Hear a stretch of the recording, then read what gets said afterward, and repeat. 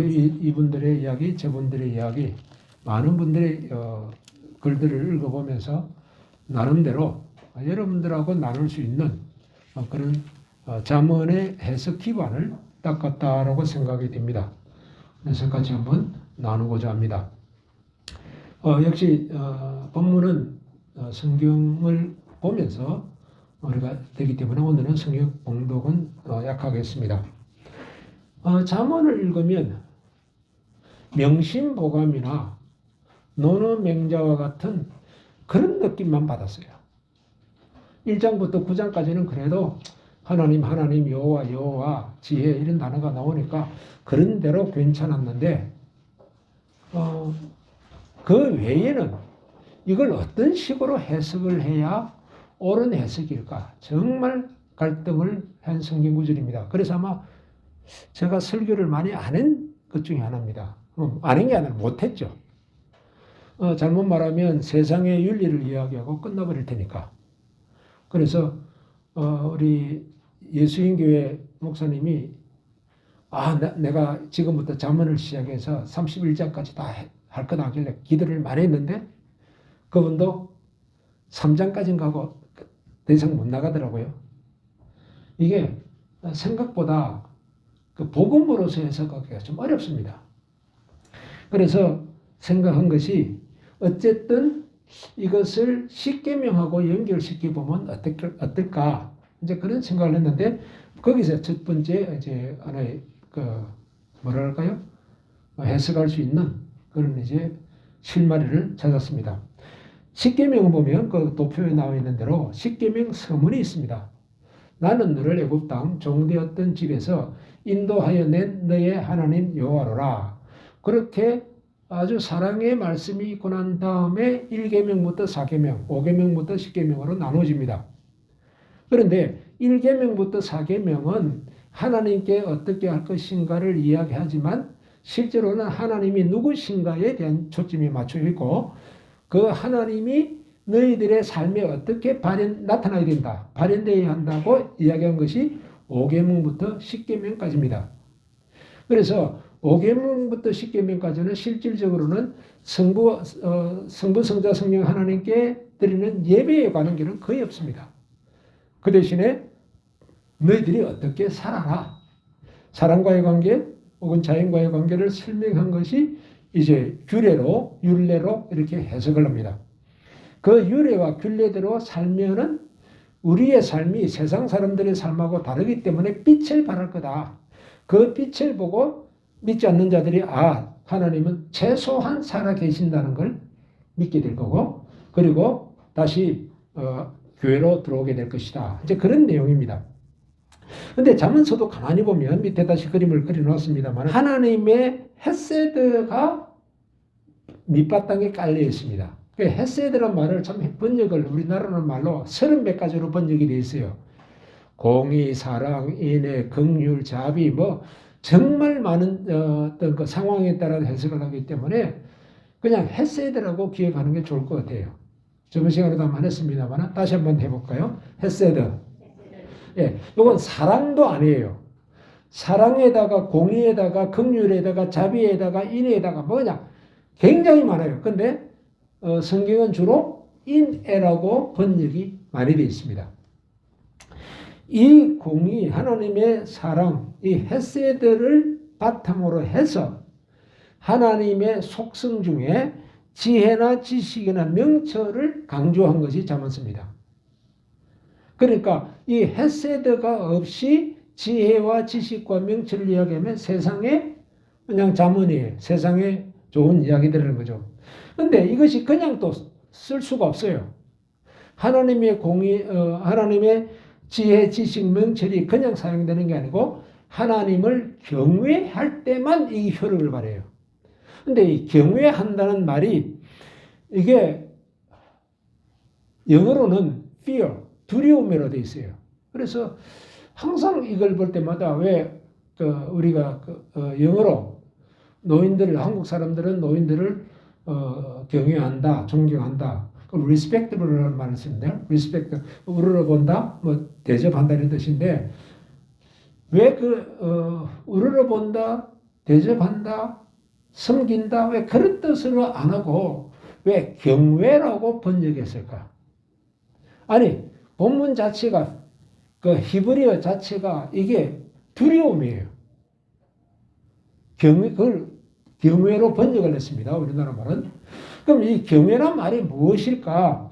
그 경외란 말은 딴 거 아니에요. 두려움이 기본이에요. 왜 두려움이 기본이 되는가 하면, 본문에도 나중에 나옵니다만은, 아담과 하와가 범죄했을 때에 하나님이 나타나세요. 하나님이 찾아오세요. 그때에 아담과 하와가 하나님을 뭘 했죠? 두려워한 것이 기본이에요. 그래서 두려워서 나무 뒤에 숨었다 이랬거든요. 그래서 하나님이 두렵다. 그런데 우리가 경외라는 단어로 표현하게 되면은 그냥 내 죄를 잡아내려고 하나님이 오신 것이 아니라 나는 죄 때문에 하나님이 두렵지만 하나님은 오셔서 내 죄를 해결해 주신다는 거죠. 그래서 경외라는 표현이 굉장히 번역이 잘 된 표현입니다.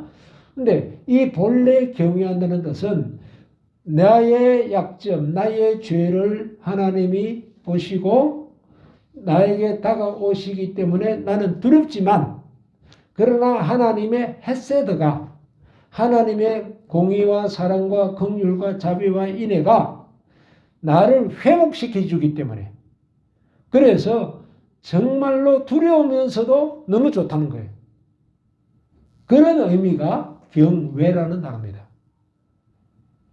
그래서 하나님을 경외하게 되니까 그 다음에는 하나님이 하신 말씀이 뭐예요? 가치가 있어요. 나에게. 상당한 가치가 있어요. 그 가치를 가지고 내가 뭘 하게 되죠? 생각하죠. 그런데 가만히 생각하지 말라는 거예요. 말을 하라는 거예요. 엎조리라는 거예요. 그러니까 남이 알아듣기 크게 소리치는 건 아니지만 조용조용하게 이야기하는 거다. 제가 저번에 한번 말씀을 드렸습니다. 서울대 의대에 나온 학생이었는데 박사과정에 들어왔어요. 그래서 제가 이제 강의를 하면 이제 뭐 박사과정은 이제 강의 3시간을 하는데 보통 강의는 한 30분에서 40분만 해줍니다. 한 3, 40분 이야기하고 그 다음에는 한 2시간을 이제 토론을 해요. 이 토론 때 이제 실력들이 다 나오는 거죠. 그런데 이야기를 하면 지금은 목사가 됐어요. 정신과 의사면서도 병원을 하면서도 이제 그 병원을 들어온 환자들을 위한 이제 목회를 해요. 그런데 꼭 중얼중얼 거려요. 내가 한 말을 그대로 받아서 중얼거려요. 그래서 제가 왜 저러냐 속으로 처음에는 그랬는데 그게 공부하는 방법이더라고. 중얼거리며 외워져요. 그리고 정리가 되어서 나하고 토론하고 이야기할 수 있는 계기가 만들어지는 거예요. 그래서 저도 가능하면 중얼거려 보는데 이 보통 큰 에너지가 아니에요. 힘들어요. 중얼거리고 있는 거에 이게 쉬울 것 같지만 말하는 것보다 더 어렵다는 느낌을 들 정도로 에너지가 소모돼요. 하나님의 말씀을 엎조린다. 하나님의 말씀을 중얼거린다. 그 이야기입니다. 그렇게 엎조리는 부분에 엎조려야 할 부분들이 있는데 그 중에 하나님에 대한 예배에 대한 것은 거의 없어요. 잠언서에. 아주 몇 구절 안 돼요. 거기에 비해서 자기 자신이나 다른 사람에게 어떻게 대할 것인가에 대한 이야기는 많이 나와 있어요. 그러니까 도덕이고 윤리처럼 들린다는 거예요. 그런데 그게 아니라는 겁니다. 맨 먼저 무엇이 기초가 되어야 된다고요? 하나님의 헤세드. 하나님의 공의와 사랑이 기초가 되고 그것을 통해서 하나님의 여러 가지 속성이 뭐로 나타났어요? 우리에게 나타날 때는 경외로 나타난 거예요. 우리에게 나타날 때는 하나님의 속성을 내가 아무리 만나도 기분 좋게 만나지는 게 아니라 두려움으로 만나진다고 말이에요. 그걸 경외. 어딘가 가까이 할 수 있는데 가까이 하기는 조금 조심스러운 분이죠. 이제 그런 부분이에요. 그런데 가까이 하면 할수록 너무 좋아요. 그것 중에서 하나님이 하신 말씀을 내가 오늘은 이 말씀을 엎드리고 내일은 저 말씀을 엎드리고 계속 내 마음속에 두는 거예요. 그렇게 마음속에 두다 보면 내가 생활화하는데 그냥 생활화되는 게 아니라 하나님의 헤세드를 기초로 한 말씀 이해가 되기 때문에 그것이 생활화가 쉽다는 겁니다. 그래서 첫 번째로 하나님의 속성을 떠나서는 안 된다. 하나님의 속성이 뭡니까? 헤세드예요. 근데 이 헤세드를 진짜 제대로 한 사람이 있어요. 헤세드를 정확하게 한 사람이 있는데 요나예요. 요나. 선지자 요나가 하나님의 헤세드를 너무 잘 알기 때문에 도망간 거예요. 자기 백성에게 헤세드가 임하면 좋은데 나의 원수인 아수르에게 헤세드가 임한다고 하니까 이게 못 견디는 거예요. 그러니까 하나님의 헤세드를 경험하지 못하게 하려고 도망친 겁니다. 한번 4장 2절 보겠습니다. 물론 1장에도 나오는데 4장 2절 같이 봅니다.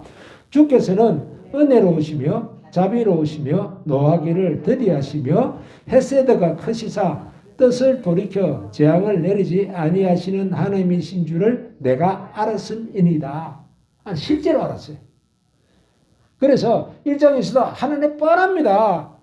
니느웨 멸망시킨다고 해요. 안 해요. 하나님이 헤세드이기 때문에 안 해요. 그러니까 내 원수가 복받는 꼴하지 못 보니까 나는 도망갑니다 하고 그 먼 곳으로 그러니까 이스라엘에서 스페인까지 도망치려고 한 거예요.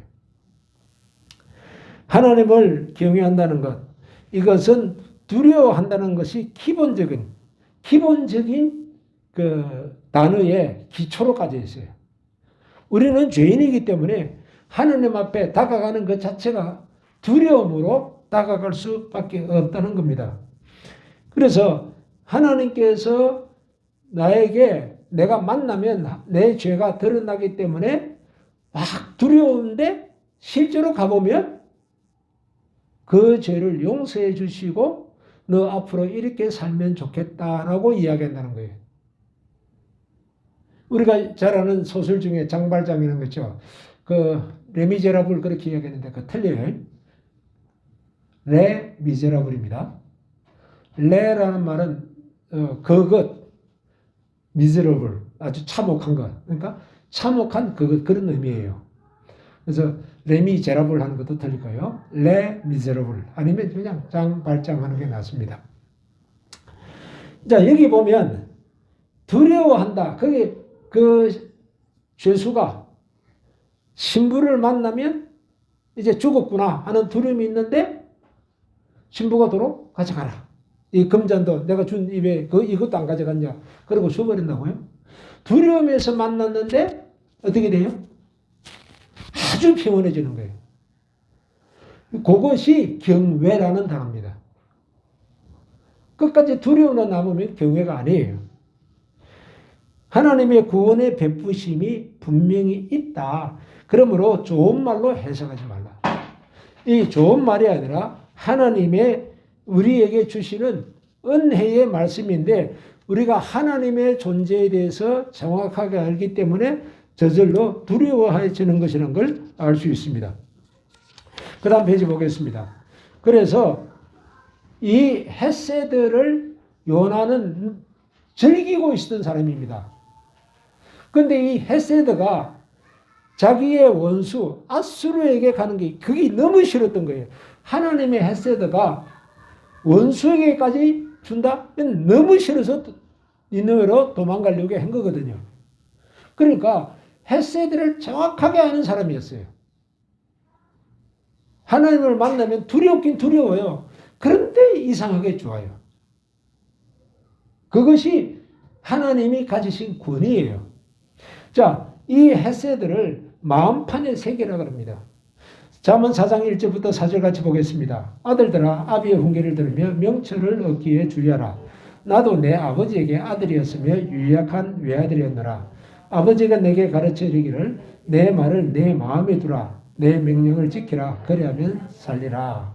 지금 솔로몬도 다윗으로부터 교육을 받았고 또 솔로몬은 자기 아들 르호보암에게 교육을 시킵니다. 그런데 그렇게 하는 방법이 마음판에 새기는 거거든요. 근데 마음판에 새기는 가장 좋은 방법이 뭔가? 엎조리는 거예요. 중얼중얼 거리는 거예요. 공부할 때 이 방법을 한번 해보세요. 굉장히 빨라요. 이 암기력이. 그래서 이렇게 중얼거리게 만든다. 내가 중얼거리지 않으면 누가요? 옆에 사람도 중얼거려야 돼요. 자녀 교육할 때 아이들 보고 성경 말씀 외워라 그러면 싫어 그럽니다. 그런데 거기 말씀이 외워지게 하려면 어떻게 하면 되죠? 옆에서 엄마가 중얼거리면 돼요. 지금 여러분들 다른 건 몰라도 베드로전서 2장 9절은 다 외우시죠? 지금 6년째예요. 7년째구나 이제. 계속 그 성경 구절을 외우는 건 뭔가 하면 나도 모르게 이제 외워졌어요. 물론 정확하게 안 외워줄 수도 있어요. 그러나 외워지면서 내가 하나님의 중요한 왕 같은 사람이고 제사장이라는 것을 스스로 인정하게 만드는 거거든요.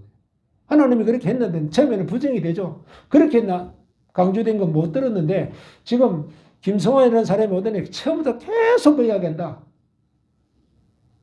이게 나도 모르게 익숙해지는 것처럼 하나님의 말씀을 마음판에 새기게 해주는 겁니다. 그런데 마음판에 새기게 하는 건데 이제 성경에 또 하나의 중요한 그 퀘션 마크가 풀려졌습니다. 잠언 18장 20절부터 21절 보십시다. 사람은 입에서 나오는 열매로 말미암아 배부르게 되나니 그의 입술에서 나는 것으로 말미암아 만족하게 되느니라. 죽고 사는 것이 혀의 힘에 달렸나니 혀를 쓰기 좋아하는 자는 혀의 열매를 먹으리라. 그리고 우리의 혀를 그러면 다스릴 수 있느냐? 우리 혀는 다스리지 못해요. 이 혀가 야고보서에서는 한 입으로 단맛도 내고 쓴맛도 낸다 그랬어요. 이거 안 돼요. 그런데 입에서 단맛만 내게 할 수 있는 방법은 한 가지예요. 어떻게 하면 돼요? 내 마음에 단맛으로 채우면 저절로 입에서는 단맛이 나와요. 우리 이번에 최기혁 수자님이 맛있는 걸 하나 주셨어요. 그래서 그 다음날 제가 최 집사님에게 집사님이 쓰러졌다고 그랬더니 놀래가지고 왜 쓰러졌냐고. 너무 맛있어서 한두 개 먹고 끝내야 될 걸 그냥 다 먹어버리더라고요. 뭔가 하면 내 속에 있는 것은 나오게 돼 있어요. 혀가 자기 마음대로 나물나물 하는 게 아니고 내 마음에 들어있는 것이 나오는 거거든요. 그러니까 야고보서에서 혀를 길들이지 못한다 했는데 길들일 수 있다. 그거는 뭘 채우면 돼요? 내 속에 있는 걸 채우면 된다고요. 내 속에 뭘 채울 거냐고요. 이것저것 자파점처럼 세워놓으면 자파점처럼 내 입에서 말이 나올 거예요. 그러나 예수 그리스도의 사랑으로 채우면 내 입에서는 입만 열면 예수 그리스도 사랑이에요. 내 마음속에 성경 말씀으로 꽉 차 있다면 어떻게 될까요? 얼마나 좋겠어요. 그럼 욕은 사라지겠죠. 욕을 내뱉고 싶은데 내 속에 욕이 없는데 어떻게 나와요? 그게 내 혀를 길들이는 방법이에요. 그러므로 예수님은 마태복음 15장 17절부터 18절에 말합니다. 입으로 들어가는 모든 것은 배로 들어가서 뒤로 내버려지는 줄 알지 못하느냐. 입에서 나오는 것들은 마음에서 나오나니 이것이야말로 사람을 더럽게 하느니라. 더러운 걸 먹었다는 거예요. 거꾸로 얘기하면 좋은 걸 먹자. 예수 그리스도의 말씀을 먹자. 그러면 돼요. 반드시 내 입에서는 그리스도 나오게 돼 있어요. 본문은 혀의 열매를 먹을 것이라 그랬습니다. 혀의 열매를 먹는다. 잠언 18장 20절이죠. 사람은 입에서 나오는 열매로 말미암아 배부르게 되느니. 입에서 나오는 그 말로 된다는 거예요. 그 말이 무엇이냐? 복음으로 가득해라는 겁니다. 그 중에 진짜 가득해야 될 게 뭘까요? 잠언 19장 22절입니다. 같이 읽겠습니다. 사람은 자기의 인자함으로 남에게 사모함을 받느니라. 가난한 자는 거짓말하는 자보다 나으니라. 인자함으로 번역됐습니다. 이번에는 헤세드가 내 속에 하나님의 헤세드로 가득 차고 있는 것. 근데 사람들은 뭘 요구한다고요? 이런 사람으로부터 어떤 그런 사람을 좀 만났으면 좋겠다. 사모한다 그래요. 사람들이 사모하는 게 있어요. 이런 헤세드로 가득 찬 사람을 사모한다는 거예요. 이 사람들은 다함이 없는 사랑을 가진 사람이 누구냐? 똑똑한 사람은 좋긴 좋은데? 아니요. 교제 대상은 아니에요. 교제할 때는 사람을 격려하고 사람을 칭찬하고 잘한다. 그래 또 해보자. 힘들지만 내가 도와줄게. 이런 사랑받는 것을 그렇게 원한다는 거예요. 분명히 그러잖아요. 사모하게 인자함으로 사람은 인자함으로 남에게 사모함을 받느니라. 저 사람 참 만나고 싶은 사람이라 어떤 사람이라고요? 헤세드를 가진 사람을 만나고 싶다는 거예요. 똑똑한 사람에게는 가서 배웁니다. 하지만은 배움이 끝나면 툭 차버려요. 그런 분이 있어요. 내가 그분 밑에 2년 동안 있었지만 더 이상 그분하고 교제할 대상은 아니었기 때문에 사표를 쓰고 나와버렸어요. 왜요? 내가 얻을 것 다 얻었으니까. 그분하고 계속적인 교제 안 해요. 그냥 지식이 필요하면 전화 걸어서 이렇습니까? 물어보고 그분은 또 그렇게 대답을 하고.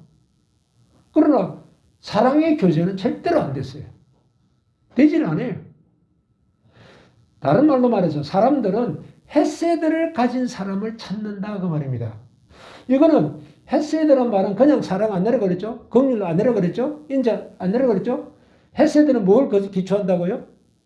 하나님의 공의와 사랑이 겸비한 거예요. 하나님의 공의와 사랑이 밑바닥에 깔려있는 사람이에요. 옳은 것은 옳다, 아닌 것은 아니다라고 정확하게 이야기하면서도 품어주는 사람이에요. 이런 사람이 되라고 말씀하신 것이 잠언이라는 겁니다. 고린도서 13장 2절은 우리가 잘 압니다. 사랑이 없으면 아무것도 아니요. nothing이라는 말을 썼는데 사실은 이제 라틴어가 더 멋있는 말이에요. 니힐이라는 단어입니다. 존재 자체와 흔적 자체가 없는 거예요.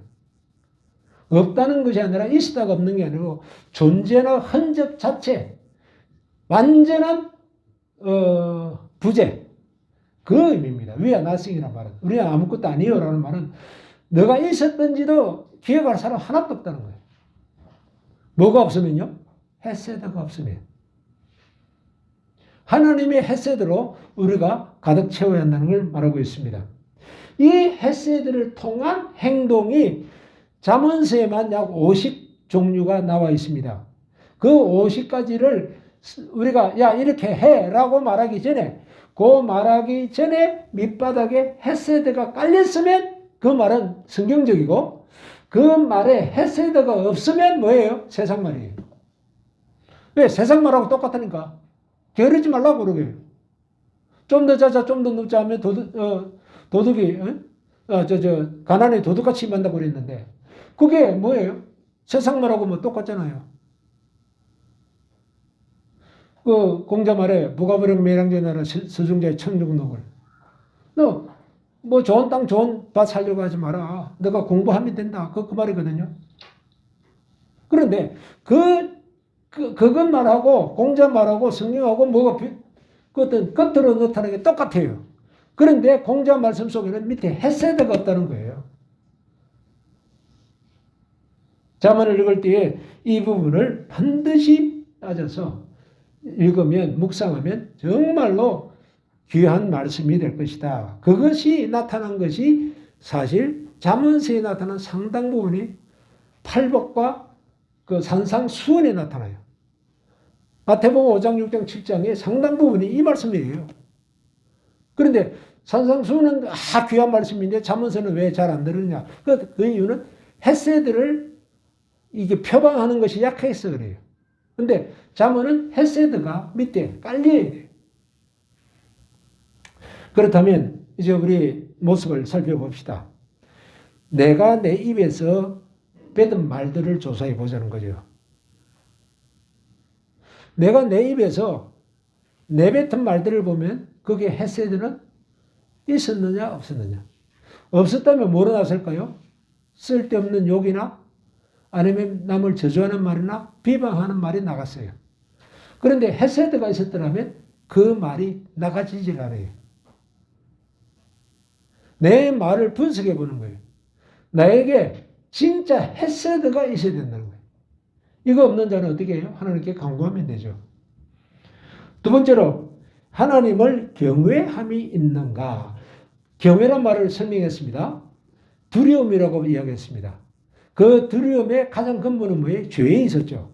아담과 하와가 범죄하고 나니까 자기들끼리는 괜찮은데 하나님이 아담아 하고 부르니까 두려움이 생겼다.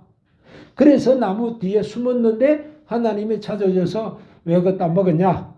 문제 해결하자 하고 문제를 풀어줬다는 거예요. 그러니까 두려움이란 단어 속에는 경외라고 표현하는 게 우리나라 번역은 너무나 잘된 번역인데 이것은 하나님이 나를 위하여 문제 해결을 해 주려고 찾아오셨다. 그러나 나는 죄 때문에 어때요? 겁나는 거예요. 우리 애들 보면 그렇죠. 뭔가 잘못하고 우리 집 강아지도 그래요. 해야 할 것을 안 하고 딴짓을 해놓고 난 뒤에 엄마가 나타나거나 주인이 이름을 부르면 이놈은 숨어버려요. 왜요? 두려우니까. 그 두려움이 갖고 있어요. 그런데 나쁜 부모는 자식 하고 야단치지만 좋은 부모는 뭐예요? 야, 그렇게 하면 안 되는 거 알았냐? 문제 풀자. 이렇게 풀자. 저렇게 풀자. 문제를 해결할 수 있도록 해주더라는 거예요. 이 헤세드가 없으면 이게 안 되는데 헤세드가 있으면 돼요. 비난이 아니에요. 이거는. 하나님을 경외하며 하나님이 우리에게 어떻게 다가오시는 것을 정말 좋은 하나님인데 내 죄는 자백하기가 힘들고 근데 하나님은 어떻게 해요? 죄를 자백하도록 유도해주고 자백하면 문제를 탁 풀어줘 버려요. 여기 뭐라고요? 경외합니다. 하나님을 경외하는 힘이 내게 있다면 나의 행동에서는 분명히 올바른 태도로 나가게 됩니다. 이게 자문서예요. 뭘 잘하자, 잘해야 한다, 뭐 하지 마라. 야, 이 자식아, 이걸 내가 하지 말라는데 왜 했느냐. 그것이 중요한 게 아니라는 거예요. 야단치는 건 중요한 거 아니란 말이에요. 내가 그를 만났을 때 헤세드로서 그 애가 나를 만날 수 있느냐. 좀 꺼림낌 하죠. 접근하기는 죄가 드러날 건데. 그러나 어떻게 해요? 나는 못 가더라도 하나님은 오셔서 그 죄를 죄인 줄 알게 하실 뿐만 아니라 사랑으로 풀어주셨다는 거예요. 이게 헤세드예요. 그 말씀이 자문이에요. 이렇게 해라 저렇게 해라가 아니라 그렇게 해라 저렇게 해라 하기 이전에 그 속에 우리를 용서하시고 우리를 좋은 길로 인도하시려고 하는 예수 그리스도의 사랑이 그 속에 들어있는 거예요. 마지막으로 이것이 완벽하게 삶으로 드러난 건 언제입니까? 바로 예수님께서 십자가에 돌아가심이었어요. 헤세드의 가장 정수를 보여주신 거예요. 그런데 희한합니다. 예수님을 십자가에 못 박은 사람에 대해서 하나님 저놈들은요. 나는 십자가에 못 박겠지만 저놈들은요. 어떻게 하면 좋겠어요? 십자가에 못 박은 데다가 뭐에다 추가로 다 이자 붙여서 혼내주세요. 그게 아니었어요. 저들이 하는 것을 저들이 알지 못하나이다. 저들의 죄를 용서하여 주옵소서. 그 말이 예수님 속에 가득 찼기 때문에 나온 거예요. 즉 헤세드가 가득 찼기 때문에 헤세드가 나온 거예요. 흉내냅니다. 예수 믿는 사람은 이렇게 살아야 된다. 그러니까 나도 내가 저놈을 씹어 먹어야 되는데 이 말로는 내가 안 그래야지 라고 한들 그 속에는 뭐가 없어요? 헤세드가 없기 때문에 하나님을 경외함이 없기 때문에 그게 겉으로 보이기는 그렇게 보이지만 속으로는 다 드러나 있어요. 너 나한테 욕했다. 잠언을 주시고 이 잠언을 어떻게 하라고 그렇게 말씀하시는 것. 그 내용이 50여 가지가 넘는데 작년에 우리 한번 다 체크해 봤죠. 다 살폈어요. 근데 아무리 봐도 잠언 격언 같아요. 좋은 말 같아요. 아니에요. 이 속에 하나님의 헤세드가 없이는 아무것도 안 되는 거예요. 그걸 지혜라는 말로도 표현했어요. 그래서 오늘은 잠언을 어떻게 볼 것인가 그 부분에 대해서 생각하면서 지혜라고 표현한 것은 하나님의 헤세드의 표현법이다. 그러니까 우리 그리스도인은 헤세드를 내 마음속에 채울 수 있는 좋은 것을 주셨어요. 예수님께서 십자가에 못 박혀 죽으신 거예요. 그 죽으심이 나에게는 경외로 들어갔고 그 경외가 나 속에 가득 차다 보니까 이제는 내 입술을 갖다가 길들일 수 있게 된다는 거예요. 입은, 혀는 마음대로 길들여지지 않습니다. 단지 내 속에 들어가 있는 것을 내뱉을 뿐입니다. 내 속에 있는 것은 무엇입니까? 하나님의 헤세드입니다. 이 헤세드는 딴 데 있질 않아요. 아담과 하와를 찾아오셔서 죄를 용서하신 하나님. 그러므로 경외가 일어나요. 예수님께서 나를 찾아오셔서 나의 죄를 드러나게 함으로써 내 죄값을 지불하라고 하신 것이 아니라 내가 대신 지불했으니 이제 나와 친해지자 하시는 그 하나님의 사랑의 헤세드. 그것이 우리 속에 있으면 그 다음에는 혀를 자갈 물릴 사람이요. 혀를 마음껏 사용해도 쉴 수 없는 사람이랍니다. 그래서 오늘은 잠언에 나타난 이 말씀들을 어떻게 해석할 것인가 이 부분에 좀 집중적으로 생각을 했습니다. 다음 시간에 한번 더 잠언을 생각해 보겠습니다. 구체적으로 계시를 들어서 생각하면서 우리도 하나님의 말씀으로 완전히 가득 채우도록 그 중에 좋은 방법이 뭐라고요? 엎조리다. 묵상하나이다. 엎조리나이다. 그렇게 하나님의 말씀을 엎조리는 또 한 주간 되기를 주의 이름으로 축원합니다.